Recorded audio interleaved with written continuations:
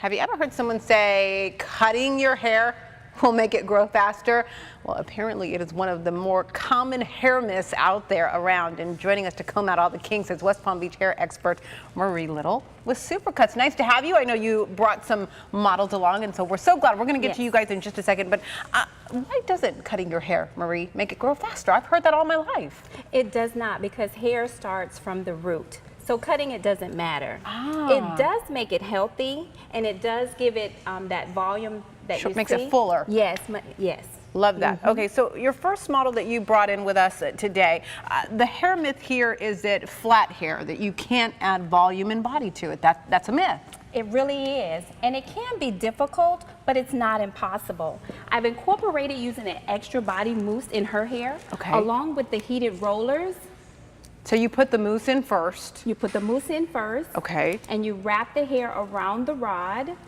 Now, is it smaller rollers the better, or it just depends on the curl? It depends on the curl that you're trying to achieve. Love that. And as you take that out, oh yeah, the volume's definitely staying. Did you have to spray it with a holding spray? The extra body mousse. That does the trick. That's right. There you go. So myth number one, let's move on to model number two. And this has to do our gentleman here, our lone gentleman here, with dry scalp. Does it cause dandruff? Actually, dandruff is caused by a buildup of yeast on the scalp.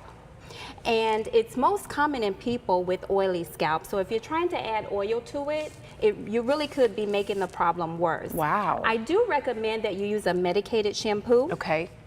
And also a tea tree hair and body.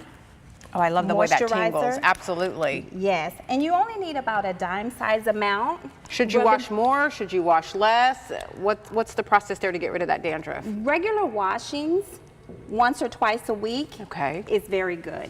And you rub this through your hands, massaging it into the scalp. What that does, it opens up those pores and allow those pores to be able to breathe. And you have black on, and I see no dandruff.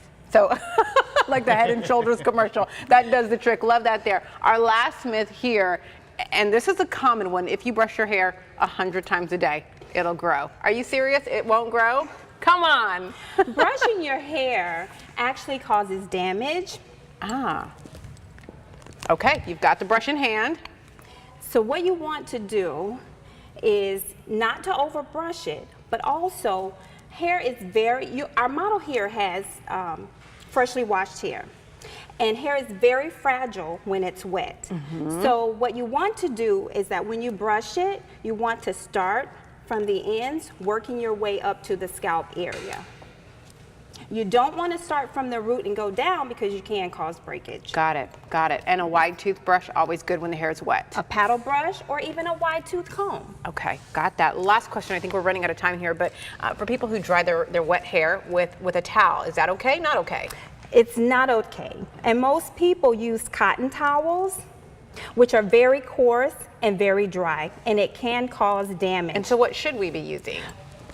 Something that you find at home. A t-shirt, no kidding. Simple t-shirt. And what all you have to do is wrap the hair around the t-shirt in the scrunching method, squeeze and go down. Squeeze and go down. Oh my goodness. And you do that throughout the hair.